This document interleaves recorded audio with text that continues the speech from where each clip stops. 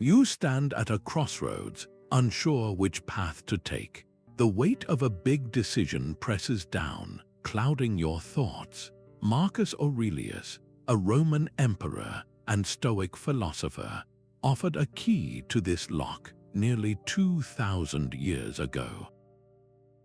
He wrote, "You have power over your mind, not outside events. Realize this, and you will find strength." This ancient wisdom is not a dusty relic. It is a modern operating system for your mind, designed to cut through the noise of uncertainty. This video will provide you with a clear framework of Stoic principles to navigate any life decision with confidence and unshakable clarity. We will explore how to transform anxiety into action and confusion into purpose. What is the one thought that usually holds you back when you face a difficult choice? When you're stuck at a crossroads, what part of the situation do you actually control? This is the very first question a Stoic would ask, and the answer forms the bedrock of their entire philosophy. It is called the Dichotomy of Control, a simple but profound tool for cutting through decision paralysis. The core idea is to separate everything in your life into two distinct categories. On one side are the things within your control, your own judgments, your intentions, your desires, and the actions you choose to take. On the other side is everything else, every external event, the actions of other people, your reputation, and even the final outcome of your efforts. The philosopher Epictetus, a former slave who founded one of the most influential Stoic schools, began his entire teaching manual with this very concept. He wrote, "Some things are within our power, while others are not. Within our power are opinion, motivation, desire, aversion, and, in a word, whatever is of our own doing. Not within our power are our body, our property, our reputation, our office, and, in a word, whatever is not of our own doing." This is not just a philosophical idea. It is a practical filter you can apply to any decision you face right now. Consider a job interview. You can spend immense energy worrying about the other candidates, the mood of the interviewer, or whether you will ultimately get the offer. According to the Stoic framework, all of that is outside your control. It is a waste of your vital energy. What is within your control? You can research the company thoroughly. You can prepare your answers and practice them. You can choose to be punctual, polite, and engaged during the conversation. You can present the best version of your skills and character. By focusing your entire effort here, you drain the anxiety from the situation. You do your part with excellence, and you release your attachment to the result. This mental shift is incredibly liberating. Take a moment with this. Think of one current worry that is weighing on you. Now, in your mind or on a piece of paper, draw a simple line down the center. On one side, list every element of that situation that is within your control, your preparation, your attitude, your efforts. On the other side, list everything that is not, how others will react, the final decision, unforeseen events. The moment you complete this exercise, you will feel the burden lighten. Your path forward becomes clear, not because the external world has changed, but because you now know exactly where to direct your power. What if the wrong turn was exactly the right one? This is the radical heart of the Stoic concept of Amor Fati, a love of one's fate. It is the next logical step after understanding what you can control. Once you have focused your energy on your own actions, you are free to embrace the results, whatever they may be. This is not about passive resignation, where you simply shrug and give up. It is an active, dynamic choice to find value and opportunity in every single outcome. By learning to love your fate, you effectively disarm the fear of making a mistake, because no outcome is truly a dead end. Marcus Aurelius, steering the Roman Empire through plague and war, constantly reinforced this idea in his private writings. He wrote, "A blazing fire makes flame and brightness out of everything that is thrown into it." See the world not as a series of random punishments and rewards, but as a forge. Every event, especially the difficult and unexpected ones, is fuel thrown into your fire. Your job is to burn so brightly that you transform that fuel into light and warmth, into strength and character. The obstacle itself becomes the way forward. Consider the long years of Nelson Mandela's imprisonment. From a conventional perspective, it was a devastating wrong turn, a tragic loss of 27 years of freedom. Yet he did not see it that way. He later reflected that his imprisonment was a necessary period of refinement, a time that deepened his resolve, honed his leadership, and ultimately made him the precise figure his nation needed to heal. He took the raw material of that immense hardship and forged it into a legacy of reconciliation. You do not need a historical scale to apply this. Think back to a decision in your own life that you have labeled a failure or a mistake. Perhaps you took a job that did not work out, or you ended a relationship that you thought would last. Now, reframe it. What single positive skill or hard-won insight did that experience force you to develop? Did that unfulfilling job teach you exactly what you do not want, thereby clarifying your true career path? Did that heartbreak build your empathy or your resilience, making you a more understanding partner or a stronger individual? The so-called wrong turn often contains the very directions you were missing. Take a mental step back and look at your dilemma from 10,000 feet. See the entire landscape of your life, the roads you have traveled, the towns you have built, and the tiny crossroads where you now stand. Now pull the camera back further. See your city, your country, the whole planet, a pale blue dot suspended in a sunbeam. This is the Stoic practice known as the view from above, and it is a powerful antidote to the tunnel vision that anxiety creates. Your overwhelming decision suddenly looks small, not because it is unimportant, but because you have restored its true proportion within the grand scheme of existence. Marcus Aurelius was a master of this mental shift.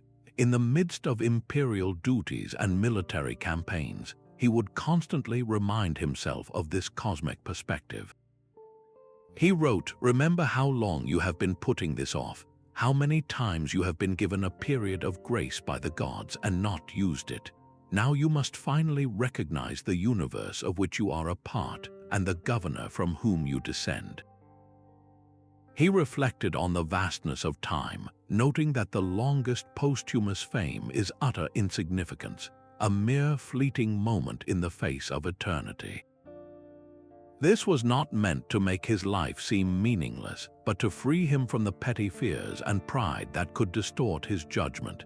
He saw his problems as small stones on a vast beach, significant to him in that moment, but inconsequential to the rolling waves and the endless ocean.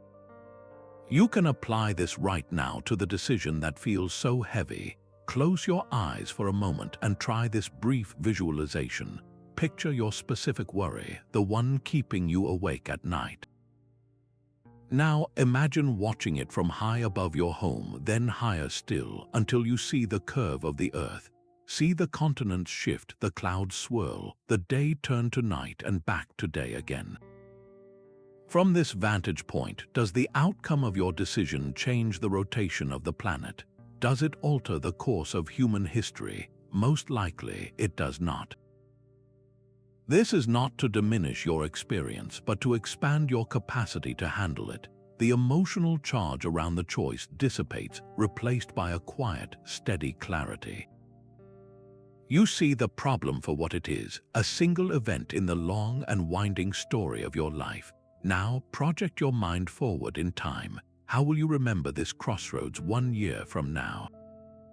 Will the sting of a potential failure still feel so sharp, or will it have faded, perhaps even transformed into a lesson you are grateful for? Look even further. 10 years from now, looking back at the person you are today, what advice would your future self offer? You would probably urge yourself to be courageous, to choose with integrity, and to stop agonizing over variables you cannot control. The view from above grants you the wisdom of that future self today. It allows you to borrow the calm certainty of hindsight and apply it to the uncertainty of the present moment. Your path forward may not be easier, but you will walk it with a lighter step and a clearer mind. Let's talk about why pessimism, when done correctly, is a superpower. The Stoics perfected this into a mental drill they called Premeditatio Malorum, the premeditation of evils. This is not about fostering a negative outlook or expecting the worst to happen. It is a proactive rehearsal for life's inevitable challenges, a way to inoculate your mind against the shock of adversity. By deliberately envisioning potential setbacks, you strip them of their power to derail you when they actually occur. You build a resilience that is not based on hope for the best, but on a calm readiness for anything. The Stoic philosopher Seneca was a powerful advocate for this practice. In his letters, he repeatedly advised his friend Lucilius to spend time each day anticipating the very things people fear most. He wrote, "He robs present ills of their power who has perceived their coming beforehand."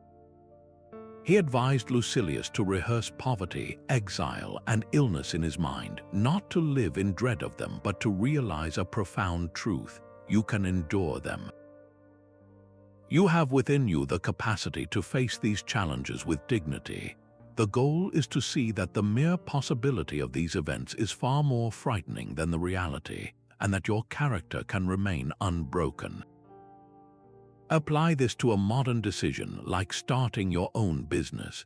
The common approach is to visualize success, to picture the grand opening and the flourishing company.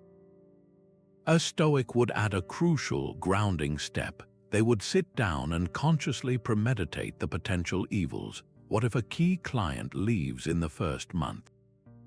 What if a competitor launches a superior product? What if the initial funding runs out? This is not an exercise in fear. It is a strategic session. By facing these possibilities head-on, you are forced to develop contingency plans. You decide in advance how you would respond virtuously. You would not collapse in despair. You would pivot, you would adapt, you would learn, and you would persevere. Your peace of mind is no longer tied to everything going perfectly according to plan. Now, take this practice into your own life. Identify one decision you are currently weighing, one that holds some fear for you. Now, premeditate the single worst-case scenario you associate with it. Do not just glance at it nervously. Stare it down, then take out a piece of paper and write down your response. How would you, at your most resilient and virtuous, handle that outcome? What is the very first step you would take? Writing this down transforms an abstract fear into a concrete plan. The monster under the bed loses its terrifying shape when you turn on the light and see it for what it really is: a manageable challenge waiting for your capable response. What if the problem isn't the event itself, but the story you are telling yourself about it? Our minds are master storytellers, instantly weaving narratives of disaster or insult from the simplest of occurrences. This is where the Stoic practice of judgment suspension becomes your most clarifying tool. It is the act of pausing that automatic reaction and peeling away the layers of opinion to see the event for what it is: a neutral fact. Your initial surge of anger or panic is not a direct response to the event. It is a response to your judgment that the event is bad. Strip away that judgment, and you are left with a raw, manageable piece of information. Epictetus put this truth at the very core of his philosophy. He wrote, "Men are disturbed not by things, but by the views which they take of them. Consider the death of someone you love." The event itself is a natural part of life, a fact of existence. It is your judgment, the story you tell yourself about the loss, the loneliness, the unfairness, that creates the profound depth of your suffering. This is not a call to be unfeeling, but to understand the source of the feeling, allowing you to process it with more clarity and less destructive anguish. Apply this to a modern scenario like receiving a harshly worded email from your boss. Your immediate, unchecked reaction might be a story of personal failure, of being unappreciated, of impending job loss. Your heart races and anxiety clouds your thinking. Now apply the Stoic filter, suspend the judgment. What is the objective representation of the event? A collection of digital text has arrived in your inbox. It contains critical feedback on a specific project. That is the raw data. The story you were telling yourself, the narrative of catastrophe, was the source of your turmoil, not the text itself. From this calm, objective space, you can now choose a rational response.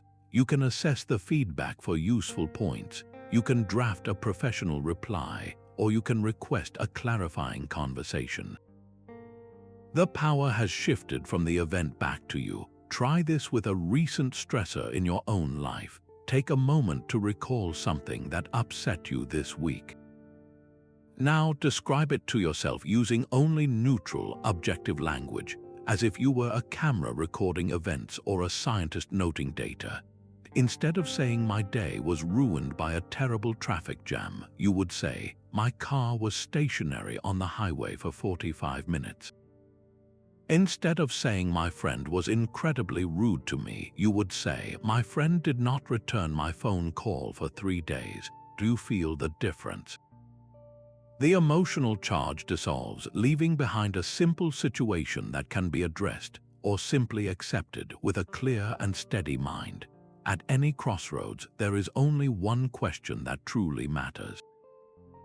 What is the virtuous choice? This is the ultimate simplification of the Stoic compass, cutting through the noise of pros and cons lists. The philosophers argued that everything we typically chase, money, reputation, comfort, and even our desired outcomes, are not truly good in themselves. They are merely preferred or dispreferred indifference. The only genuine good is the quality of your own character, your virtue. When the final outcome of any decision lies outside your control, your integrity remains entirely within it. A good decision, therefore, is not one that guarantees success, but one that aligns with wisdom, courage, justice, and temperance. The founder of Stoicism, Zeno, taught that virtue is the only thing necessary for happiness.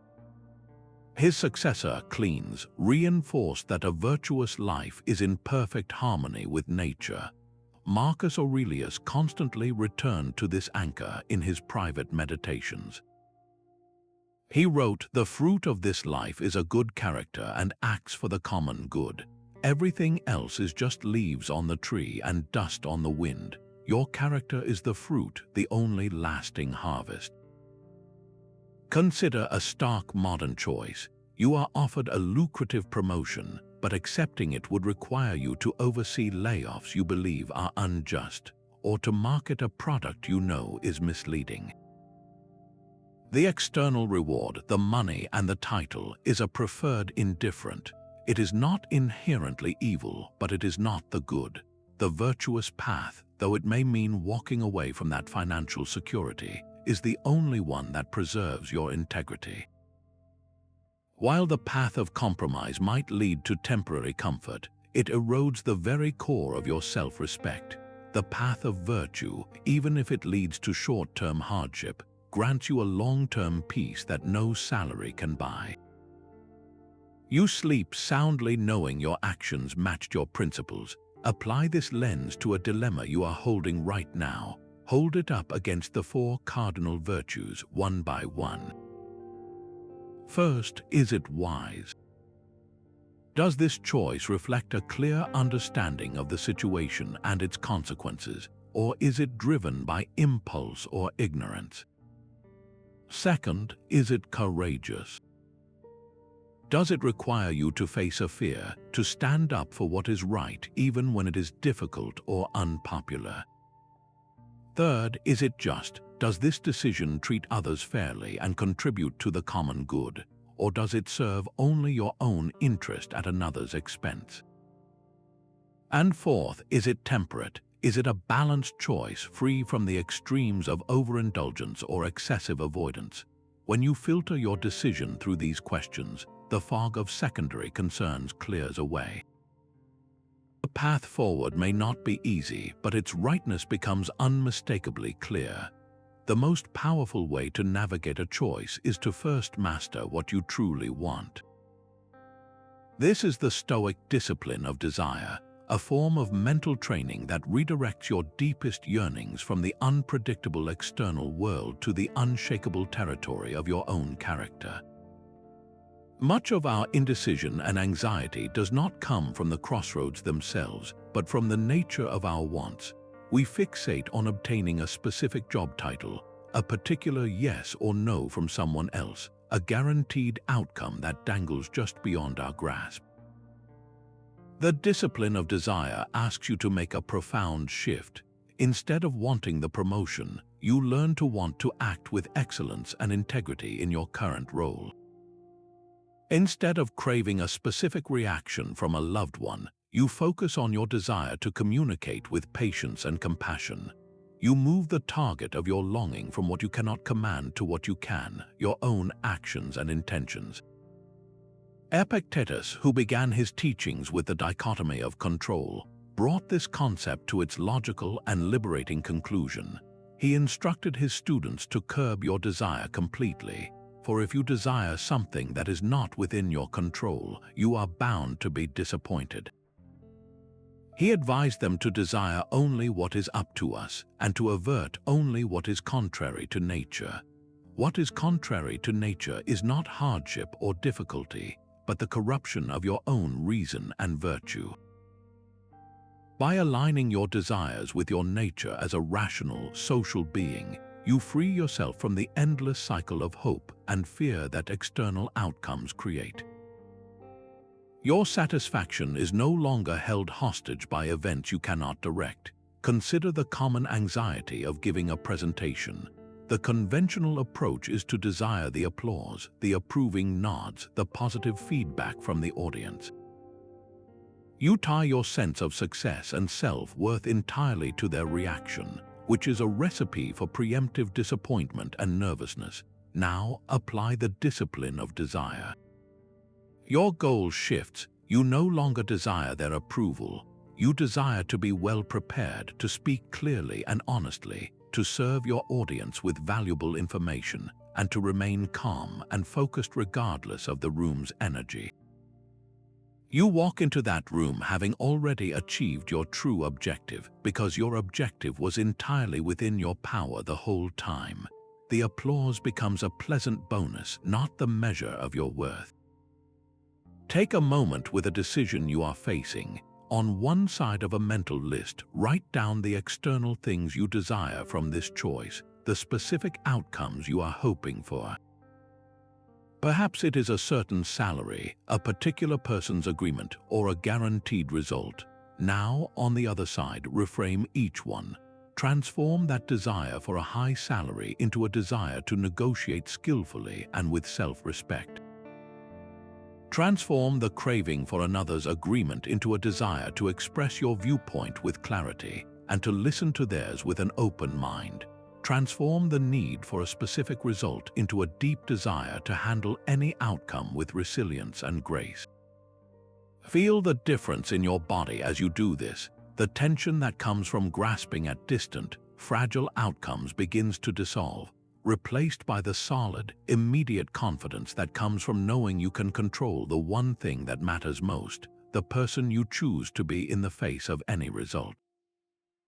Your time is a finite currency, and every choice you make is how you spend it. The Stoics had a powerful name for this liberating truth, Memento Mori, a Latin phrase meaning remember you must die. This is not a morbid fixation on the end, but a profound tool for sharpening your focus in the present. It asks one simple, clarifying question. If you knew this was your final year, what would you stop putting off? What would you instantly deem unworthy of your precious, limited energy? The practice of remembering your mortality cuts through the noise of social expectations and petty fears like a laser.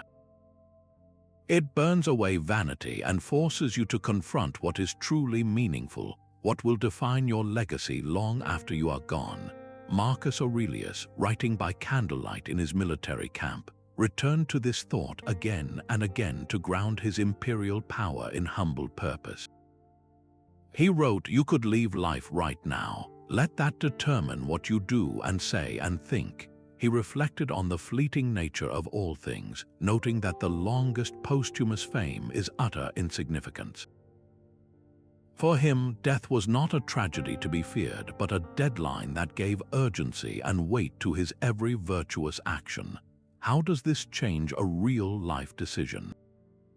Consider the common crossroads between a safe, unfulfilling career path and a riskier pursuit that sets your soul on fire. The safe path offers comfort and security, but it often comes at the cost of your passion. The risky path is fraught with uncertainty, but it promises a life of engagement and purpose. When you forget you will die, it is easy to choose the safe path, to tell yourself you will pursue your passion next year or in a decade. But when you remember death, that excuse evaporates. You are forced to ask, on my last day, will I be more proud of a comfortable retirement account or of the bold attempt to build something that truly mattered to me, even if it failed? The fear of failure shrinks in comparison to the regret of never having tried. The safe path becomes the truly risky one, the gamble of wasting your one wild and precious life. Take this practice from the philosophical to the personal with a brief but powerful exercise. Find a quiet moment and think about the specific decision that is currently preoccupying you. Now imagine yourself at the very end of your life, looking back on this exact moment. Write a short deathbed reflection, just a few sentences about the choice you made. Would you write, "I am so glad I played it safe and avoided potential embarrassment"? Or would you write, "I am filled with peace because I chose courage, I chose love, I chose to pursue what felt true to my spirit, regardless of the outcome"? The answer that brings you a sense of deep, quiet satisfaction is the one your future self is begging you to make today. There is a simple phrase that can detach you from the anxiety of any outcome. The Stoics called it the reserve clause, a mental caveat you add to every single plan and ambition. It sounds like this: "I will do my best, fate permitting." This is not a passive hope or an excuse for half-hearted effort. On the contrary, it is how you commit your entire being to an action while simultaneously releasing your grip on the result. You pour your full effort into the process, yet you hold the outcome with an open hand, acknowledging that the final weave of events is not yours to command. The Roman philosopher Seneca captured this perfectly in his letters. He wrote that we should undertake all activities with a reserve clause, saying, "I will sail across the ocean if nothing prevents me." He was not being hesitant. He was being wise, understanding that a ship can be built with perfect craftsmanship and yet be delayed by a storm. His virtue and peace lay in the quality of the shipbuilding, not in his command of the weather. Epictetus taught his students to combine fierce intention with serene acceptance. He advised them to say, "I will die, if it must be so, at once, but if not just yet, I will eat my breakfast, since the hour for breakfast has come." The lesson is to do what is in front of you with excellence, while holding the larger script of your life loosely. Apply this to a modern creative project, like writing a book or launching a small business. You can tie your self-worth to its public reception, living in a state of constant dread over reviews and sales, or you can adopt the reserve clause. Your goal becomes, "I will write the most honest, well-crafted book I am capable of, fate permitting the reception. I will build this business with integrity and passion, fate permitting its financial success. Feel the shift, the pressure to control the uncontrollable vanishes. Your energy is freed to focus entirely on the work itself, the one thing you can truly influence. Your peace is no longer the prize at the end of the journey, but the companion that walks with you every step of the way. Think of a personal goal you are holding tightly right now, perhaps a difficult conversation you need to have or a personal milestone you are striving to reach. State that goal clearly in your mind. Now, silently add the reserve clause to the end of it. I will have this conversation with courage and honesty, fate permitting the resolution. I will train for this marathon with discipline, fate permitting my health on race day. Notice the subtle release in your chest, the slight relaxation of your shoulders. The goal has not been abandoned. Your commitment to it has simply been purified, stripped of the frantic need for a specific ending. This is the secret to acting with everything you have, while being ready to accept whatever comes with grace. Your personal crossroads is not an isolated event. It is a thread in a vast, interconnected web. This is the Stoic principle of Sympatheia, the profound understanding that everything in the universe is part of a single, breathing organism. Your choices, therefore, are never just about you. They are small but significant adjustments to the whole, sending ripples through the human community you are inherently part of. When you grasp this, your perspective on decision-making shifts from a narrow focus on personal gain to a wider view of your role within a greater whole.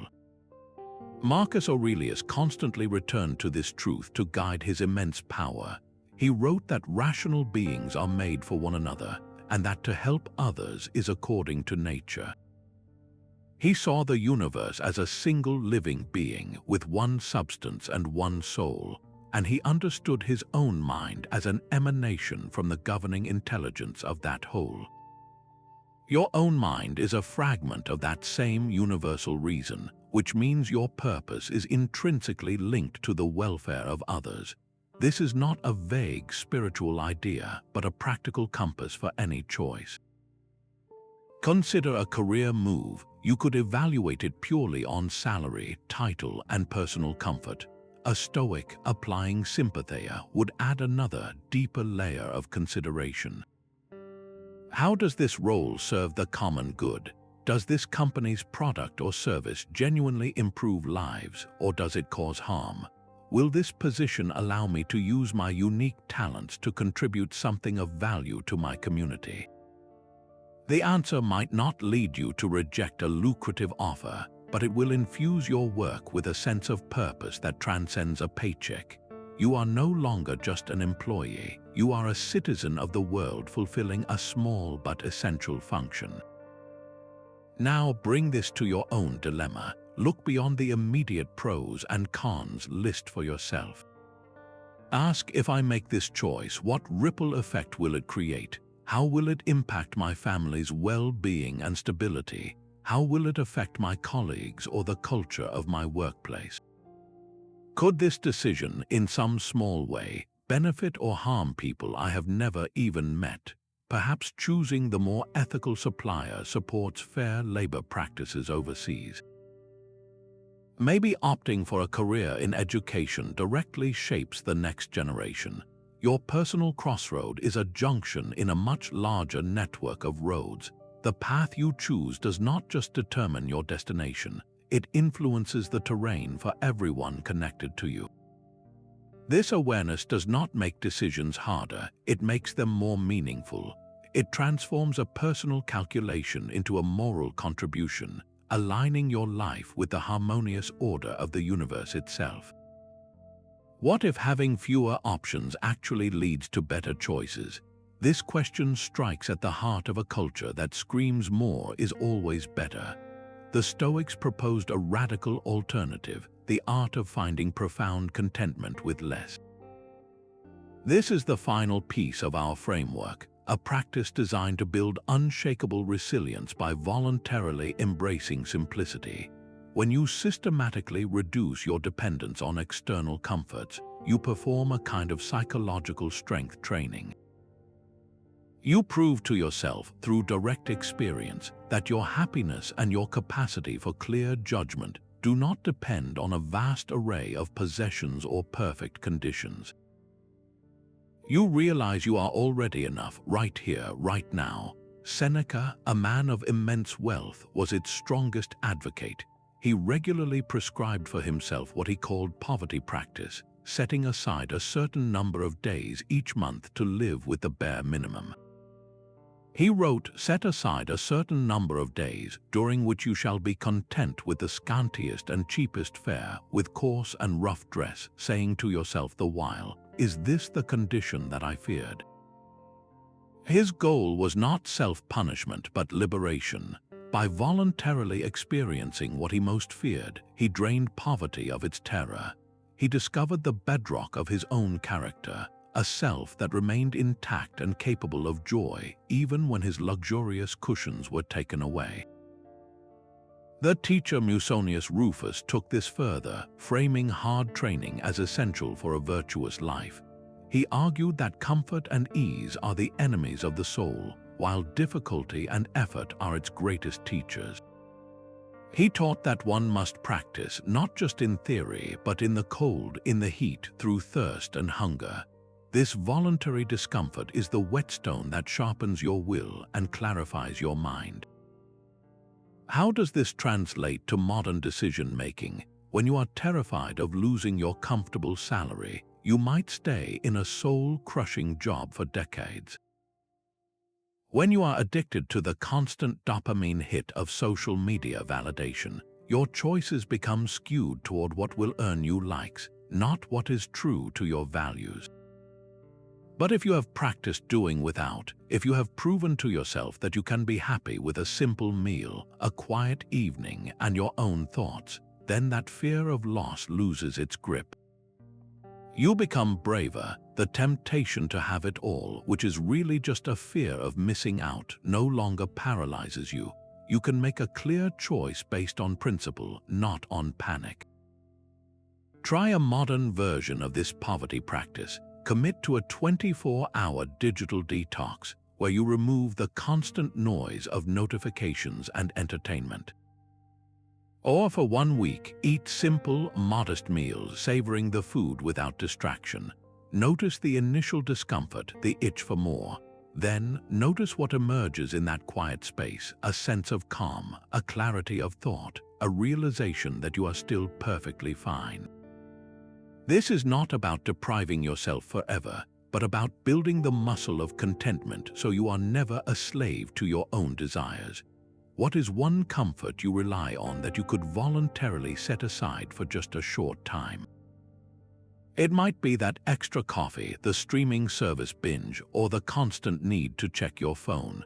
Choose one and give it up for a day. In that small act of will, you will discover a profound truth, that your power to choose wisely grows exponentially when you are no longer afraid of having less. When you are unsure of your next step, who would your hero be in this situation? This is not about fantasy, but a practical Stoic exercise in character borrowing. The Stoics believed we do not need to invent wisdom from nothing. We can stand on the shoulders of giants, drawing directly from the virtues of those we admire most, whether they are historical figures like Cato the Younger, known for his unyielding integrity, or a personal mentor in your own life whose judgment you trust completely. By consciously asking what they would do, you are not avoiding your own responsibility. You are activating a counsel of wisdom within your own mind, using their imagined counsel as a compass to find your true north. Seneca and Marcus Aurelius constantly did this. Marcus, while leading the Roman Empire, would write in his private meditations about the virtues of his adoptive father, Antoninus Pius. He would list the man's qualities, his calmness in all circumstances, his unwavering sense of duty, and his refusal to be rushed into hasty judgments. Marcus was not just reminiscing, He was actively summoning that character to guide his own actions in the present moment. He was asking, what would Antoninus do? Now bring this to life for your own crossroads. Think of one person, real or historical, who embodies a specific virtue you need right now. Perhaps you need the courage of a dissident who spoke truth to power, or the calm perseverance of a scientist who failed 1,000 times before a breakthrough. Hold that figure clearly in your mind. What is the core quality they represent? Now, apply that lens directly to your dilemma. If that person of courage were standing beside you, what first step would they urge you to take?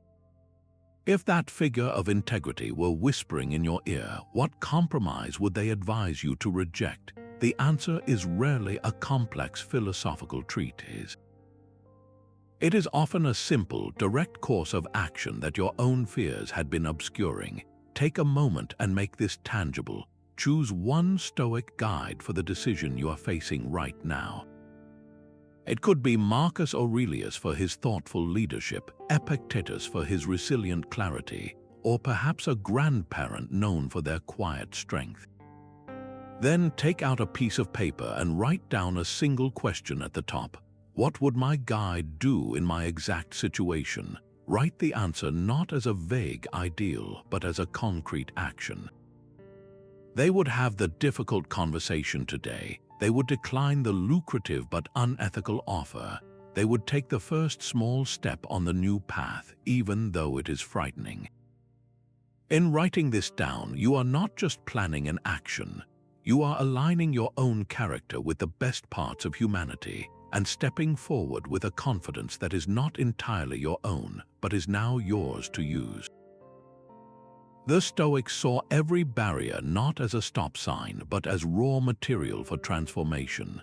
This is the alchemy of Amor Fati in action, a proactive process of turning leaden setbacks into golden virtues. It is the decision to actively use the very thing blocking your path as the stepping stone to move forward. An impediment does not force you to stop. It demands you to adapt, to find a new strength you did not know you possessed. Marcus Aurelius captured this dynamic shift in perspective perfectly when he wrote, "The impediment to action advances action. What stands in the way becomes the way." Notice the active language. The obstacle itself is not merely endured, it is recruited into service. It becomes the way. A locked door is not a denial of entry. It is an invitation to find the window or to build a new door altogether. Think of Thomas Edison's relentless pursuit of the electric light bulb. He did not see his thousands of unsuccessful attempts as thousands of failures. He reframed them entirely, telling reporters, "I have not failed. I have just found 10,000 ways that will not work." Each dead end was not a stop sign. It was a piece of raw data, a necessary ingredient in the final formula. The obstacle of not knowing was the very fuel that powered his disciplined process of elimination. He was practicing the virtue of perseverance on a monumental scale, a virtue he could never have honed without those 10,000 impediments. Now bring this from the laboratory to your own life. Consider a personal story of a forced career change. Someone spends 2 decades building an expertise in a specific industry, only to have that entire sector made obsolete by new technology. The initial blow is devastating. The obstacle seems absolute, a solid wall where a road used to be. The conventional reaction is grief and despair. The Stoic reaction is to ask, what virtue does this situation now demand? It demands courage to face an uncertain future. It demands creativity to repurpose old skills for a new landscape. It demands humility to start again as a beginner. That person, by choosing to see the wall as raw material, might discover a latent talent for teaching their old craft online, or a passion for a completely different field they would have never otherwise explored. The end of their career was not the end of their path. It was the brutal but necessary redirection onto a better one. take a moment with the single largest obstacle you are facing right now, whether it is a financial strain, a health issue, or a conflict in a relationship. Do not just look at it as a problem to be solved. Look at it as a gym for your character. What specific virtue is this obstacle inviting you to build? If it is a financial strain, is it an opportunity to practice the virtue of thrift and resourcefulness? If it is a health issue, is it a demanding teacher of patience and listening to your body? If it is a personal conflict, does it call for the courage to communicate with honesty or the temperance to respond without anger? Now brainstorm 3 concrete ways you could actively use this very obstacle to your advantage.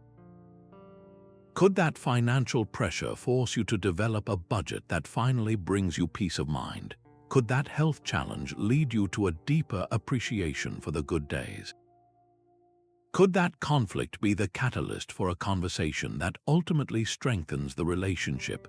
The barrier itself holds the blueprint for your next step forward. The past is gone, the future is uncertain, your power exists only in this single, fleeting moment. All of your anxiety about which path to take at the crossroads is a ghost haunting you from a time that no longer exists or a phantom from a future that may never come. The only place your reason and your actions can truly operate is right here, right now, in the present. This is the foundational ground of Stoic practice, the only arena where you are truly the actor and not just the audience. Your mind might be racing through past mistakes, replaying every misstep that led you to this point, or it might be fast-forwarding through a dozen terrifying potential futures, each one a disaster movie starring you. But that is not where you live. You live in the now. Clarity is not found in the sprawling, abstract landscape of what if, but in the concrete reality of what is directly in front of you to be done. Epictetus, who understood the human tendency to flee the present, offered this precise anchor. He taught, "Do not be troubled about the future, for if you ever come to it, you will have the same reason for your guide." His instruction was to focus on the present task and nothing more. Do not be troubled about what is beyond it, for the next thing will also become a present task, and you will meet it with the same equipped mind. This is not a call to ignore planning, but to strip planning of its panic. Planning becomes a present action, a task you do now with your full focus, not a source of endless worry about outcomes you cannot command. Apply this to the decision that feels so overwhelming. You do not need to solve the entire puzzle of your career or your relationship in one paralyzing leap. You only need to identify the very next small, actionable step. The monumental question of whether to change careers shrinks down to the present task of updating your resume today or researching one educational program this evening. The agonizing uncertainty about a difficult conversation becomes the simple act of writing down the 3 main points you want to communicate. By breaking the giant down into a series of small, present moment actions, you drain the fear from it and replace it with forward motion. You are no longer staring at the distant, foggy mountain peak. You are simply taking the next clear step on the trail directly at your feet. To train this mental muscle, try this brief exercise. Wherever you are, whatever you are doing, pause. For the next 30 seconds, focus your entire attention on the simple, physical act of breathing. Feel the air entering your nostrils, the gentle rise of your chest or belly, and the slow release as you exhale. If your mind wanders to a past regret or a future fear, which it will, gently guide it back to the sensation of the breath. No judgment, just a quiet return to the anchor of this single moment. In that short space, you have just experienced the essence of Stoic presence. You have stepped out of the haunted house of time and into the solid ground of now. This is where your power has been waiting for you all along. How did you navigate your day? The Stoics had a powerful ritual to find out. Each night before sleep, they would engage in a quiet, honest audit of their actions and reactions, a practice known as the evening review. This was not about self-punishment or wallowing in regret. It was a daily debrief for the soul, a structured way to cultivate self-awareness and ensure that tomorrow's decisions would be wiser than today's. The goal was continuous, incremental improvement in the art of living. Seneca, in his work on anger, provides a vivid account of his own nightly routine. He wrote, "When the light has been removed and my wife has fallen silent, aware of this habit that's now mine, I examine my entire day and go back over what I have done and said, hiding nothing from myself, passing nothing by." He would confront his own errors head-on, asking himself specific questions. Where did I act with justice and courage today? Where did I let a rash judgment or a flash of anger steer me off course? This daily reckoning allowed him to identify his recurring patterns and actively work to correct them. You can adopt a simplified version of this practice right now. Think back on a single, small decision you made today. Perhaps it was a brief, tense conversation with a coworker, or a moment you chose to scroll through your phone instead of working on a personal goal. Replay the event in your mind with the calm detachment of a scientist reviewing data. First, ask yourself, what was my intention in that moment? Was it aligned with a virtue like patience or discipline? Then, examine your reaction. Did you respond to a neutral event with a story of anger or insult, violating the principle of suspended judgment? Finally, and most importantly, ask, how could I handle a similar situation better tomorrow? The point is not to dwell on the mistake, but to extract its lesson. This transforms every minor misstep into a piece of training material for your character. Tonight, before you sleep, grant yourself just 5 minutes of quiet reflection. Lie in the dark and review one single decision from your day through this Stoic lens. Where did your power truly lie in that situation, and how did you use it? Did you love the fate that resulted, or did you resist it? This simple habit builds a feedback loop of wisdom, turning each day's experiences into the raw material for a clearer, more virtuous tomorrow. Stoicism is not a philosophy of feeling nothing. It is a discipline of not being enslaved by the destructive emotions that hijack your reason. This state of inner freedom was called Apatheia by the Stoics, a term often mistranslated as apathy. The true goal is not to become a cold, unfeeling statue, but to achieve a clarity of mind that is no longer at the mercy of every passing storm of feeling. You are meant to experience the full, rich range of human emotion, but from a place of choice, not chaos. The Stoics made a crucial distinction between the initial, involuntary flicker of a feeling and the full-blown inferno of a passion. That first jolt of fear before a presentation, or the sudden surge of disappointment at a rejection, is what they called a proto-passion. It is a physiological reaction, a quick, instinctive judgment that happens before you can even think. This is not a failure, it is human. The failure occurs only if you grant that initial spark the fuel of your ascent, if you agree with its catastrophic story and let it blossom into a consuming passion of terror or despair. The great Stoic theorist Chrysippus explained that these destructive passions are themselves flawed judgments. He saw a passion not as some alien force that attacks you, but as a specific error in your own thinking. It is the judgment that this setback is a catastrophic and unforgivable evil, or that this desired object is absolutely necessary for your happiness. Your feeling of rage is the direct result of your judgment that you have been deeply wronged. Your consuming greed stems from your judgment that this money will finally make you secure and worthy.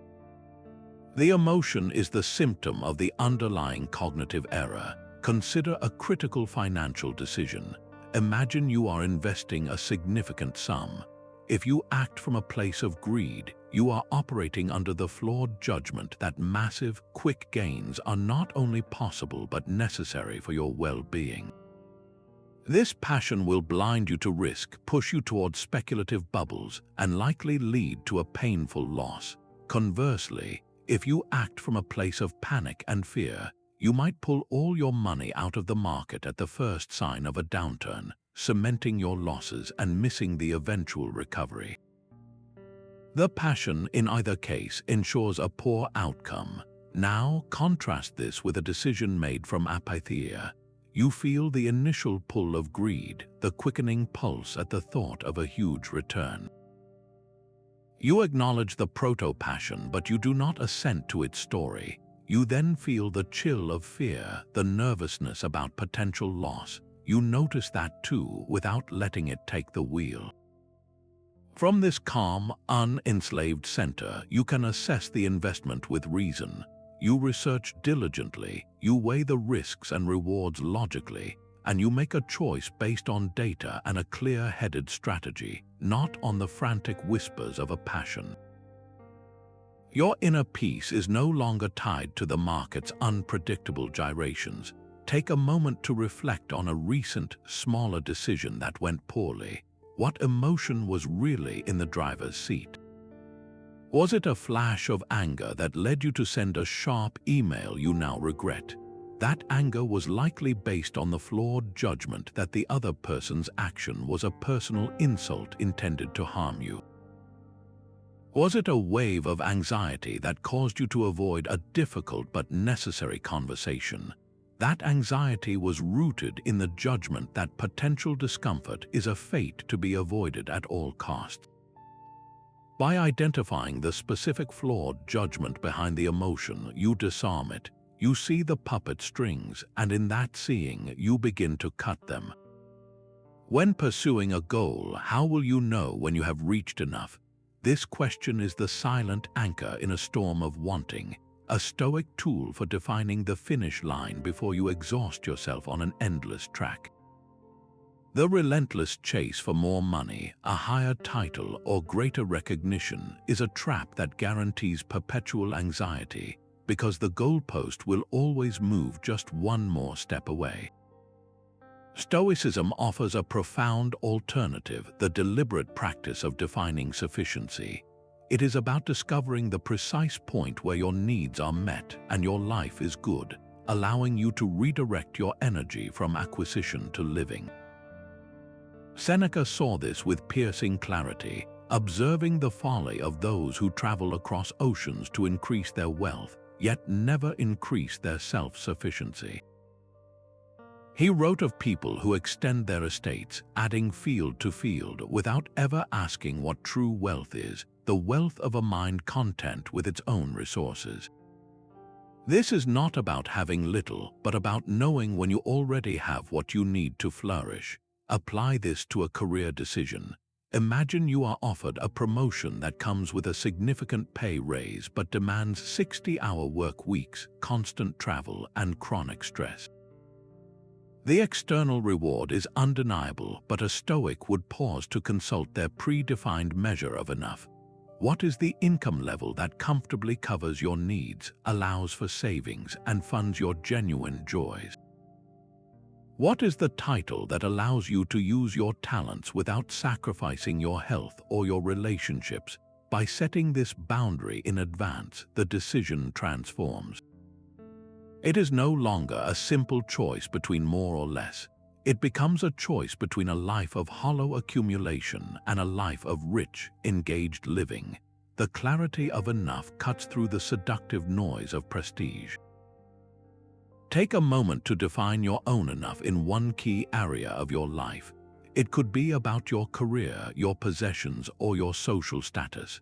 What is the specific, tangible point of satisfaction? Name the salary, describe the role, list the belongings that would constitute a truly good life for you, one where you feel secure, free, and able to contribute meaningfully. Write it down. This is not a limit on your potential, it is a declaration of your freedom. It is the line you draw to ensure you are living for your life and not just for your resume. No decision is truly personal. As a Stoic, you are a citizen of the world, a single thread woven into the vast human tapestry. Your choices, however private they seem, send vibrations through the entire web. The Stoics called this our social duty, the understanding that virtue is not a solitary pursuit but an act of service. Since we are rational beings made for cooperation, a virtuous life is by its nature a life lived for the common welfare. This moves justice from an abstract ideal to a practical filter for every choice you make. Marcus Aurelius, while governing an empire, constantly reminded himself of this profound responsibility. He wrote in his private meditations, "What brings no benefit to the hive brings none to the bee. Your well-being is inextricably linked to the health of your community." He instructed himself to let every action aim solely at the common good, for a life lived in harmony with reason is also a life lived in harmony with nature and with other people. This is not a call for grand, world-changing acts, but for a consistent orientation of the heart and mind. It means evaluating your decisions through the lens of their wider impact, asking not only what is good for me, but what is good for us. Consider a modern career crossroads. You might be weighing two job offers. One provides a higher salary and a more prestigious title, but the company's practices are questionable. Perhaps it exploits cheap labor or damages the environment. The other offer pays less but is with an organization whose mission you genuinely believe in, one that provides a true service to society. A purely self-interested calculation would point to the first option. A Stoic calculation, however, places justice at the forefront. The extra money is a preferred indifferent, but compromising your role as a citizen of the world corrodes your character, the only true good. By choosing the path of social utility, you align your daily work with your nature as a social creature. Your labor becomes a contribution, not just an income. This principle applies to far more than just careers. It influences how you spend your money, choosing to support local businesses that strengthen your community. It guides how you use your time, perhaps volunteering a few hours for a cause you care about. It even shapes your conversations, striving to be constructive rather than critical, to build others up rather than tear them down. Every day presents small, quiet opportunities to act as a citizen of the world. So take the dilemma that is currently on your mind. Hold it up to this simple, powerful question.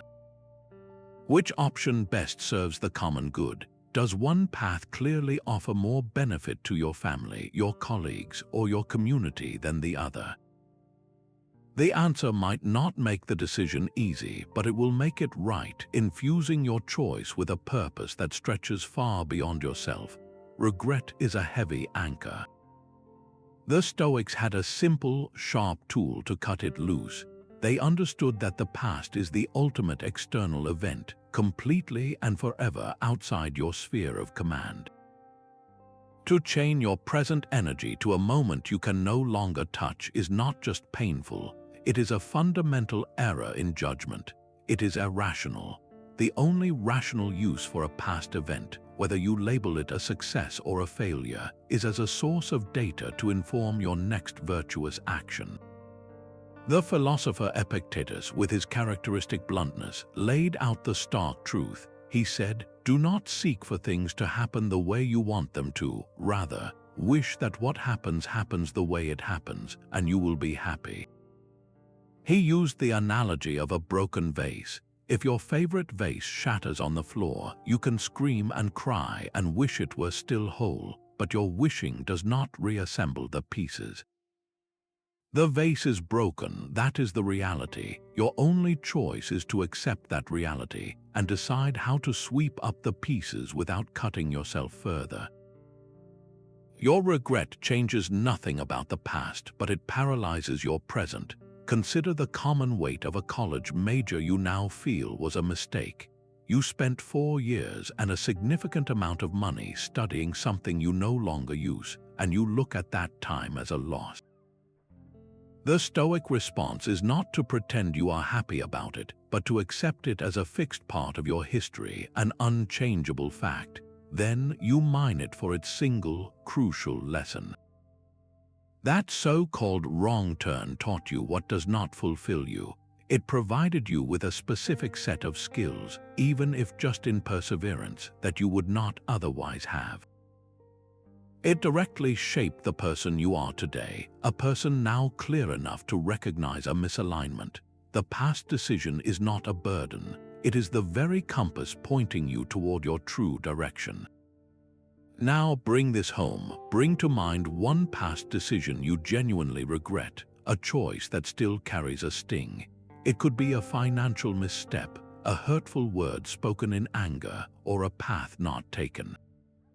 Acknowledge the feeling, but then consciously speak this Stoic acceptance to yourself. That happened. It is done. I cannot change it. Then shift your focus from the emotion of regret to the utility of the lesson. Ask yourself, what one piece of wisdom can I extract from this that will make my next choice better? Perhaps the financial mistake taught you the value of a budget. Perhaps the harsh word taught you the immense power of pausing before you speak. That single, extracted lesson is the only valuable thing the past holds for you. The rest is just dust from a broken vase, and it is time to sweep it away and move on. Between a triggering event and your response, there is a space. The key to clarity is to widen it. Think of this space as a mental circuit breaker, a deliberate pause you insert before the current of emotion surges through and flips all your switches to panic or anger. This is not a passive gap, but an active and powerful theater of choice, the very moment where your reasoning faculty can step in and take command. The Stoics called this the discipline of assent, the crucial act of withholding your agreement from a first impression until you have had a chance to examine it under the cool light of reason. Epictetus laid out this internal sequence with perfect clarity. He said, "Remember, it is not the person who insults you or hits you who harms you, but the view you take of these events that they are harmful." The harm begins the instant you assent to that initial, unchecked impression of being wronged. Your anger is not caused by the other person's words. It is caused by your own agreement with the story those words tell. That pause is your chance to withdraw that agreement. Imagine you are about to send a sharply worded email. Your fingers are flying across the keyboard, fueled by a hot sense of injustice. The Stoic practice is to physically remove your hands from the keyboard the moment you become aware of that heat. Sit back and take 3 slow, deliberate breaths. In that brief space, ask yourself a simple question. What is the objective reality here, stripped of my story about it? The data is that you received a message with critical feedback. Your story was that this constitutes an unforgivable insult. By pausing, you allow the story to dissolve, leaving only the data. From that calm center, you can now choose a response that is measured, professional, and effective, rather than an emotional reaction you will regret minutes after hitting send. Or consider a high-pressure sales situation where a salesperson is creating immense urgency, insisting you must decide right now. Your initial impression might be one of fear, a fear of missing out on a crucial opportunity. If you assent to that fear, you will make a rushed, potentially costly decision.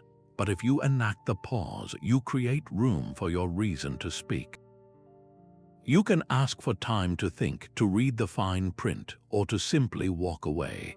The power shifts from their manufactured urgency back to your deliberate judgment. Tomorrow, make this practice tangible. Choose to consciously pause for just 3 breaths before you react to any minor frustration. It could be when you are stuck in traffic, when someone is slow in line ahead of you, or when you spill your coffee. Do not try to stop the initial flicker of annoyance that is the proto-passion. Simply notice it and then consciously create that space with your breath. In that small, quiet moment, you are not just avoiding a reaction. You are training your mind to become the calm master of its own impressions, building a habit of clarity that will serve you at every major crossroads you will ever face. The Stoic sees every crossroads not as a test to pass or fail, but as a lesson to be learned. This simple shift in perspective changes the entire landscape of your life. You are no longer a defendant on trial, anxiously awaiting a verdict from an unseen judge. You become a curious student in an endless, open-air classroom, where every single experience, especially the painful and confusing ones, holds a piece of your curriculum. The pressure to always choose correctly evaporates, replaced by a quiet determination to learn completely from whatever choice you make. Marcus Aurelius envisioned the universe itself as this grand training ground. He wrote in his private journal, "The art of living is more like wrestling than dancing, because an art which looks for grace from external and unforeseen events is bound to be laborious." He saw his entire life, with its plagues and wars and political betrayals, as a gymnasium for his soul. Each challenge was not a punishment, but a specific piece of equipment designed to strengthen a particular muscle of his character. A barbell of adversity to build resilience, a treadmill of routine to build discipline, a heavy bag of insult to build patience. Your own life, with its daily irritations and its monumental decisions, is an equally well-equipped gym. Consider the sting of a failed business venture. From a conventional viewpoint, it is a pure loss, a financial and emotional setback. Through the Stoic lens, it is an intensive seminar on resilience. It teaches you how to stand back up after being knocked down. It forces you to audit your assumptions and identify your blind spots. That failure is not a mark on your permanent record. It is a badge of honor from the school of hard knocks, proving you had the courage to try. Or think about that one consistently difficult person in your life, the one who seems to exist solely to test your patience. You can see them as a curse, a source of endless frustration. Or you can recognize them as your assigned tutor in the virtue of forbearance. Every interaction with them is a pop quiz, asking you to practice controlling your temper, to listen more deeply, to respond with grace under fire. They are not interrupting your peace, they are providing the raw material for you to build a stronger, more unshakable peace. So take the specific dilemma that is currently occupying your mind. Look past the surface-level variables of gain and loss. Ask yourself this single, transformative question. What virtue is this situation inviting me to practice? Is it a crossroads demanding courage, calling you to step through fear?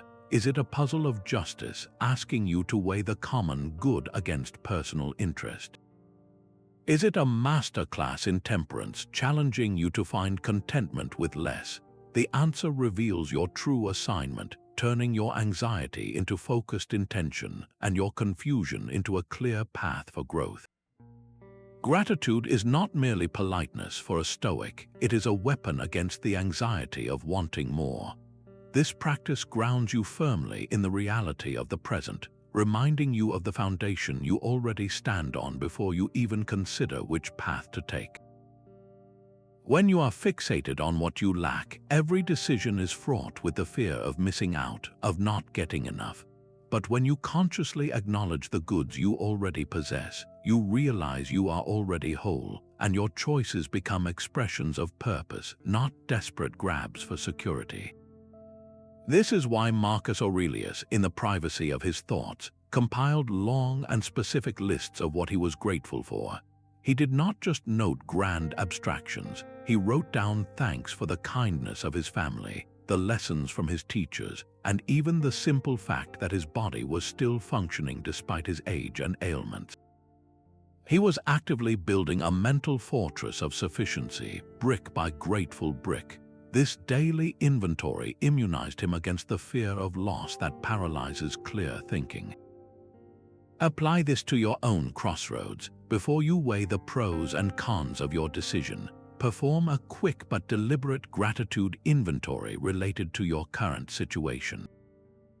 What 3 specific, non-material things can you acknowledge right now? Perhaps it is the clarity of mind to even contemplate this choice, a skill you have honed through past challenges, or the support of a single person who believes in you. This is not about ignoring your ambitions, but about affirming your existing strength. By starting from a place of acknowledged wholeness, the pressure to choose perfectly dissipates, and you can see the paths ahead not as life or death gambles, but as interesting directions in an already valuable journey. After all these principles, one question remains: what does it mean to live according to nature?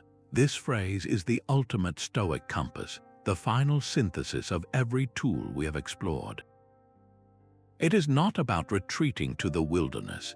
It means to live in harmony with your own essential nature as a rational and social being, and to align your will with the intelligent, unfolding order of the cosmos itself.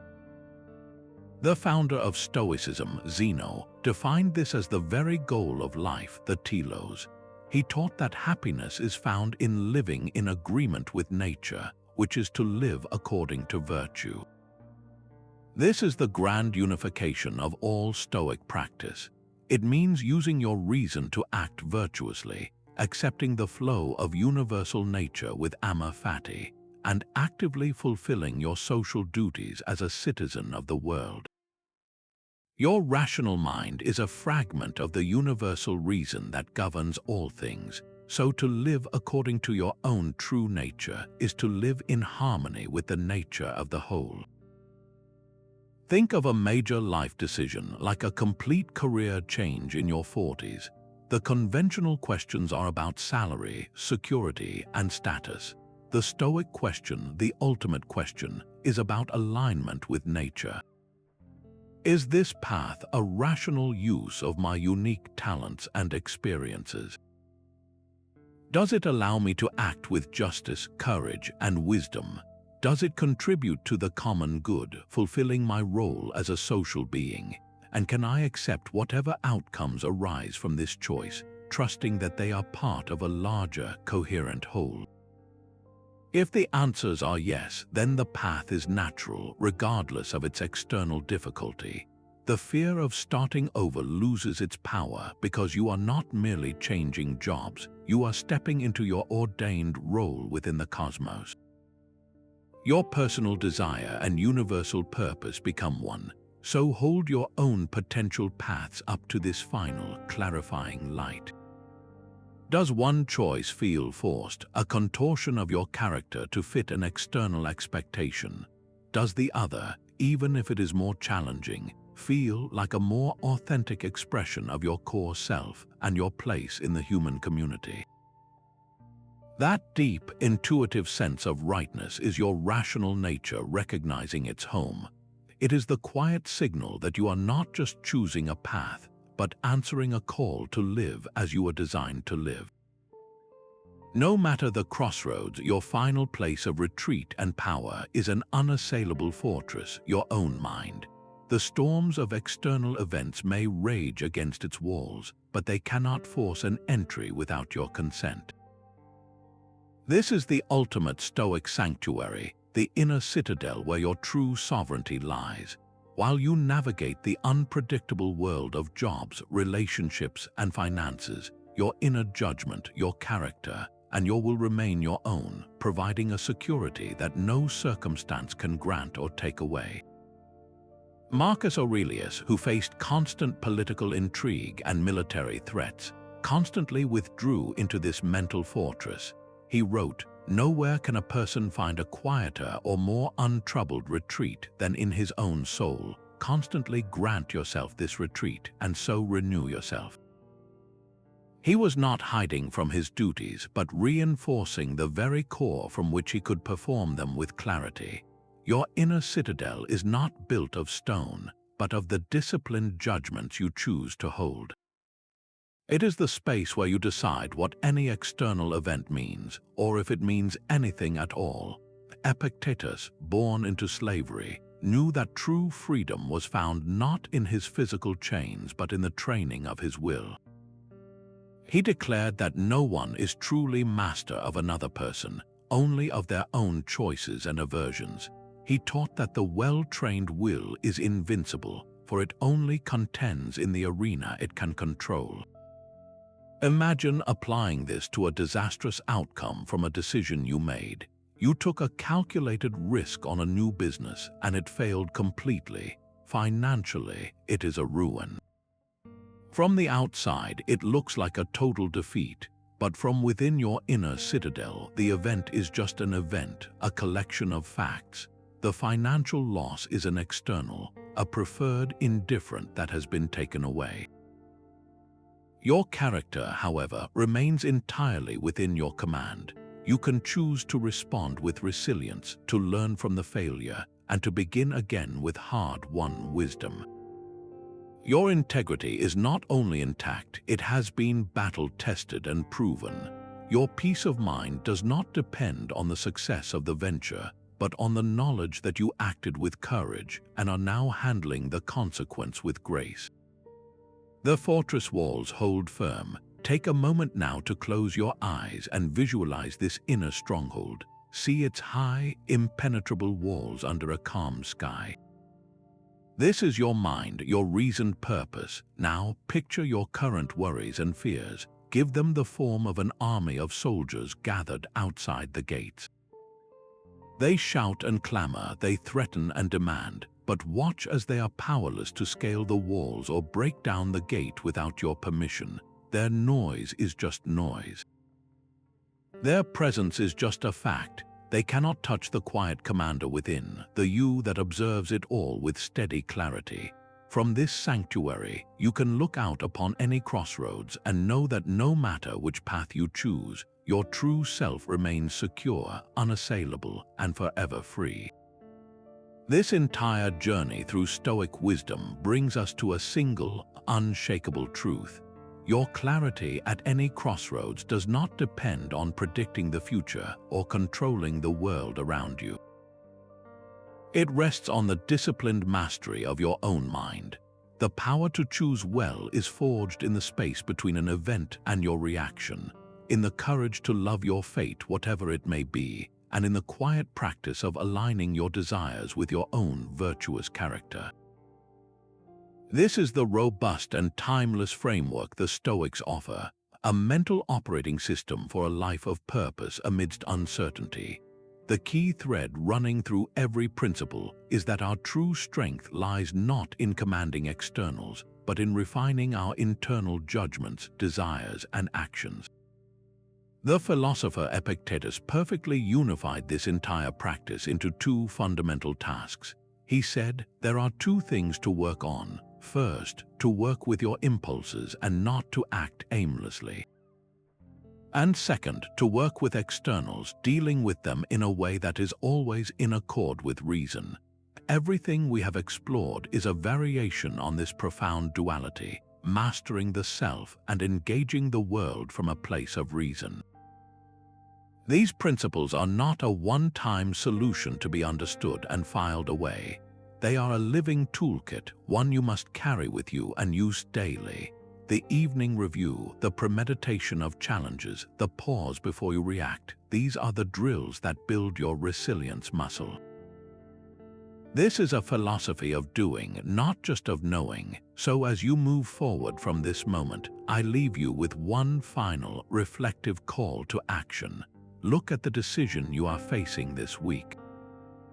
Now look back over the Stoic tools we have discussed. Choose just one single principle to apply to it. Perhaps you will use the dichotomy of control to focus your energy only on what you can influence. Maybe you will adopt the reserve clause, committing fully to your effort while releasing